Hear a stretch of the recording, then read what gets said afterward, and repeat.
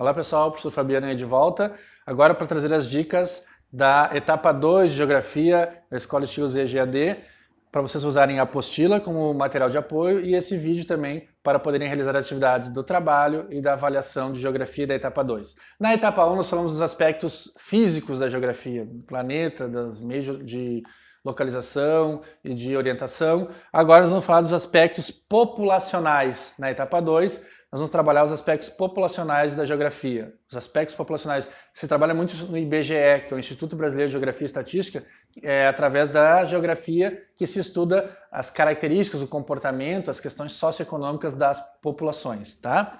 Então nós vamos falar de alguns termos populacionais. População absoluta, por exemplo.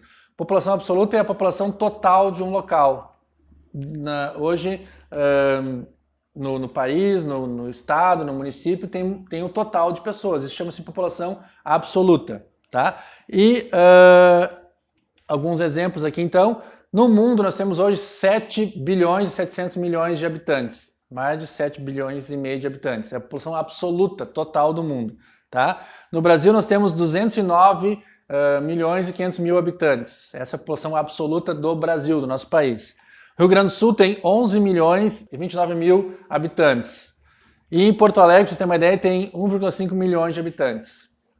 Certo? Na sede da Estilos aqui em Portão, nós temos em torno de pouco mais de 35 mil habitantes, que é a população absoluta do local, a população total do local, tá? População relativa é a população, também chamada de densidade demográfica, é o número de habitantes por quilômetro quadrado. Eu pego a população absoluta, ou seja, eu pego o total daquele local, do município, do país, do estado, e divido pela área territorial. Então o resultado dado em quilômetros quadrados é chamado de densidade demográfica, certo? Isso se dá em quilômetros quadrados, essa densidade demográfica. Para você ter uma ideia, então, no Brasil todo, o Brasil tem 25 habitantes por quilômetro quadrado. Tá? Ó, vejam bem, o Brasil é a quinta maior população absoluta do mundo, tá? Mas é um país pouco habitado ainda porque tem uma grande extensão de área de terra. Quanto maior for o local, menor vai ser a densidade demográfica, menor vai ser a quantidade de pessoas por quilômetro quadrado. Então no Brasil todo, porque tem a área a região da Amazônia, por exemplo, tem regiões muito ainda despovoadas, com pouquíssimas pessoas. Na Amazônia tem pouquíssimas pessoas, né? Dá menos de 1 habitante por quilômetro quadrado, se for falar matematicamente. Então, nós temos uma baixa densidade demográfica no Brasil, uma baixa população relativa. Mas já no Rio Grande do Sul, ó, são 40 habitantes por quilômetro quadrado. Olha como aumenta. Em Porto Alegre temos 2.800 habitantes por quilômetro quadrado de densidade demográfica. Por que isso? Quanto mais vertical for a cidade, o que é ser vertical? Quanto mais prédios, quanto mais construções tem uma cidade, maior vai ser a população relativa à densidade demográfica, porque as pessoas aí, porque o quilômetro quadrado se conta ele no chão. Então, quando se tem muitos prédios, vai aumentar muito a quantidade de pessoas por quilômetro quadrado. Então, a densidade demográfica aumenta, tá? São Paulo, para você ter uma ideia, tem 8 mil habitantes por quilômetro quadrado, certo? Por quê? Porque tem um arranha-céu, um prédio colado no outro, então a densidade demográfica aumenta muito. Já na Amazônia, como falei para vocês, a densidade demográfica vai ser quase menos de 1, né? 0, alguma coisa, porque não existe prédios, né? E existe poucas pessoas ocupando aquele lugar. Aqui é uma coisa muito importante, vou perguntar para vocês lá na prova, tá? Um país pode ser muito populoso ou povoado, tá? Então o Brasil, olhem só, o Brasil é um país muito populoso, porque tem uma grande população absoluta. É o 5º país do mundo em população, tá? Então, um país muito populoso. Mas o Brasil é um país pouco povoado. Lembra que só tem 25 habitantes por quilômetro quadrado. Por quê? Porque tem uma vasta área de terra. Então, se dilui muito isso no Brasil inteiro. O Brasil vai ser muito populoso e pouco povoado, certo? Então, essa é uma questão lá para vocês prestarem atenção, porque vai perguntar para vocês na área.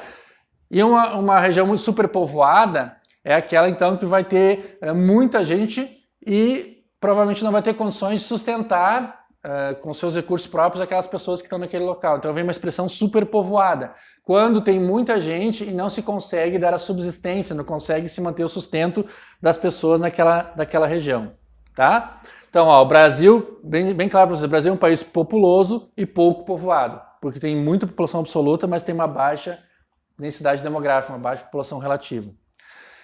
Como é que cresce a população de um local, certo? Basicamente de duas formas. Uma é pela diferença entre o crescimento, entre a taxa de natalidade e a taxa de mortalidade. Isso a gente vai chamar de crescimento natural ou crescimento vegetativo. Vai pesquisar lá. Crescimento natural é igual a crescimento vegetativo, ou seja, é a diferença entre a taxa de natalidade e a taxa de mortalidade de um local. Geralmente ele é positivo. Geralmente nascem mais pessoas do que morrem no local. Então a diferença entre os nascimentos em um ano e as mortes naquele mesmo ano vai dar a taxa de crescimento natural ou vegetativo. Existem alguns lugares em que a taxa é negativa. Como assim, professor? Quando morrem mais pessoas do que nascem naquele ano. Mas como vai morrer mais pessoas do que nascem? Num país que está em guerra, por exemplo. Quando houve grandes guerras, morreram mais pessoas do que nasceram naquele ano. Numa grande pandemia, né? Como a gente viu agora no ano de 2020, em alguns lugares podem morrer mais pessoas do que nascerem. Então nós temos um crescimento natural ou vegetativo negativo, quando morrem mais pessoas do que nascem. Tá? E outra maneira de crescimento é a diferença entre a taxa de emigração e imigração. São 3 termos importantes que vocês têm que saber diferenciar. Migração, tá? Migrantes todos somos. Quando tu acorda de manhã e vai para um outro local trabalhar, tu está migrando, tu está se deslocando. Ou tu vai estudar em outra cidade, outro bairro. Todos nós somos migrantes, nós migramos, certo? Isso chama-se migração pendular.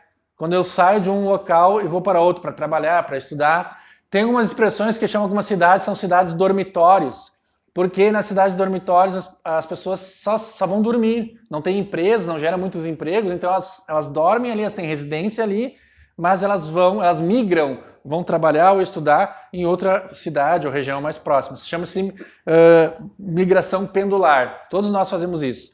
Agora, como é que cresce um local, tirando o crescimento natural? Quando existe uma imigração muito grande. Toda pessoa que é imigrante é uma emigrante também. Por quê? Se eu sair da Alemanha e vier para o Brasil, eu sou um emigrante na Alemanha.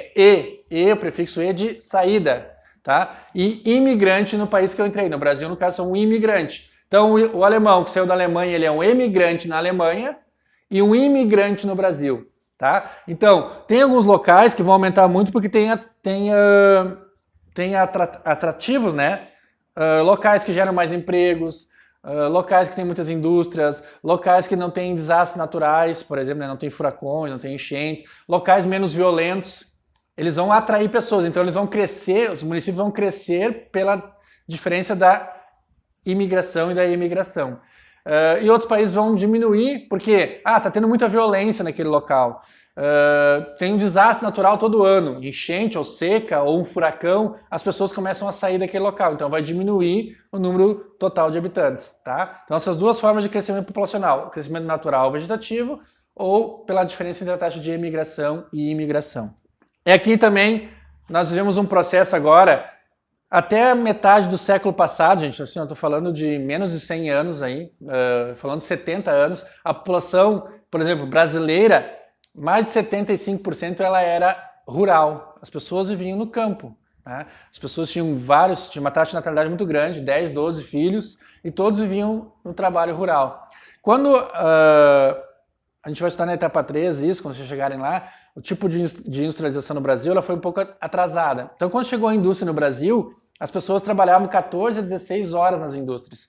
Então não tinha carro, não tinha nem bicicleta, cavalos, algumas famílias tinham, mas não tinha como se locomover, era a pé mesmo. Então, imagina, trabalhar 14, 15, 16 horas na empresa, tinha que caminhar 1 hora para ir para casa, aí mais 1 hora para voltar, então as pessoas começaram a se aglomerar próximas às indústrias.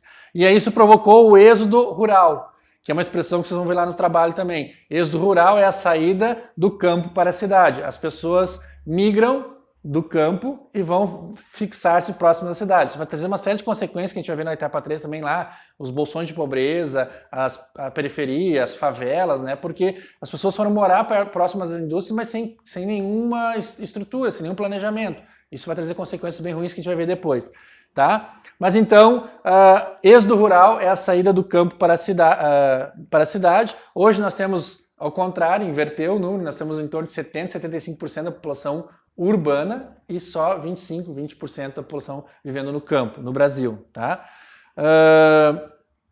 Então isso vai causar o quê? Essa diferenciação de aglomeração do campo para a cidade.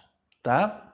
E agora, também é do século XXI, como eu falei para vocês, antes no meio rural, as pessoas viviam mais próximas, por incrível que pareça, a comunicação era muito difícil, né? Não existia, lá na metade do século passado não existiam celulares, poucas famílias tinham telefone, internet não existia. Então tudo isso agora tornou o mundo uma aldeia global. Vocês vão ver essa frase lá no trabalho, na prova. O mundo hoje é uma aldeia global. Por que aldeia global? Por causa do termo chamado globalização. Todo esse avanço tecnológico, principalmente na área da comunicação, né? Televisões, rádio, internet, né? Os celulares hoje são meios de comunicação fortíssimos também. Hoje é um fato que acontece do outro lado do mundo, literalmente do outro lado do mundo, na China, na Índia, na Ásia, em qualquer lugar, no Japão, nós conseguimos ver quase que instantaneamente aqui. Quase que online, ao mesmo tempo, se estiver ali filmando alguma coisa, transmitindo, tu vai ver ao mesmo tempo as coisas acontecendo no mundo. O mundo se tornou uma aldeia global. E esse termo globalização, presta atenção, vai perguntar para vocês lá, tá? É um sistema de interação econômico, principalmente econômico, mas também social, cultural e político. Aproximou os países, né? Eles vão se tornar um bloco juntos. Eles perceberam que se unirem em bloco, nós vamos falar, por exemplo, do Mercosul, unindo os países do Mercosul aqui, eles juntos, negociando com a Europa, eles podem ter preços melhores, vantagens melhores do que um país sozinho. Um país sozinho tem mais dificuldade de barganhar, de negociar com outros. Então, a globalização é uma interação econômica, principalmente, mas também social, cultural, política, porque aproxima os povos e vão se trocando experiências culturais também, não só econômicas. Tá? O mundo, então, vai se tornando essa aldeia global, essa frase vocês vão ouvir lá. Tá? Existe então uma redução de fronteiras e distâncias com isso. Vai perguntar lá os principais blocos então. O nosso bloco aqui, desde 1991, é o Mercosul, tá? Mercado Comum do Sul. Os fundadores em 91 lá foram Brasil, Argentina, Paraguai e Uruguai. Hoje, Chile, Venezuela, Equador fazem parte também do Mercosul, só que eles são de um conselho consultivo. Existem dois tipos de grupos. O conselho deliberativo. Deliberativo é aquele que vota, aquele que tem poder de decisão. Esse conselho deliberativo é o Brasil, Argentina, Paraguai e Uruguai. O outro é o conselho consultivo, que eles dão opinião, mas eles não podem votar, eles não decidem, que é os demais países que eu falei para vocês que apenas dão opiniões e não decidem. Quando tem que votar alguma coisa de mudança no Mercosul, se reúne o conselho deliberativo, os 4 países fundadores. Tá? A União Europeia, que é o principal bloco econômico do mundo, dos europeus, eles que detêm o poder no mundo hoje, tá? Surgiu oficialmente em 1992, mas já tinha princípios desde o fim da Segunda Guerra Mundial, mas ele vai surgir oficialmente em 92, quando criou-se o euro. Por que essa data? Desde quando terminou a Segunda Guerra Mundial, em 1945, os grupos europeus já faziam blocos entre eles e se fortaleciam. Mas foi tão importante criar uma única moeda entre todos os países do bloco que se deu então como data oficial mesmo da União Europeia, 1992, quando se criou o euro. Tá? Aliás, esse é um problema do Mercosul. O Mercosul não decola, o Mercosul não vai para frente porque não criou uma moeda única. Cada país tem a sua moeda e isso dificulta na hora de comercialização. Né? Como é que vai ser pago isso? Então, o fato do euro ser criado foi tão importante que deu oficialmente os ares de formação da União Europeia em 1992. Livre circulação de pessoas e mercadorias, não precisa mais visto, né? Não precisa mais toda a burocracia para te entrar num país que é do mesmo bloco, é como se fosse passear, é como se fosse sair de uma cidade aqui e visitar outra cidade no mesmo município, no mesmo estado. Nos países isso acontece também, tá? Então, troca-se comércio, mercadorias, mas também as pessoas têm maior acesso livre nesses países aí, tá? Também temos então o NAFTA, que vai surgir em 1994. Vejam que o Mercosul surgiu em 91, a União Europeia em 92.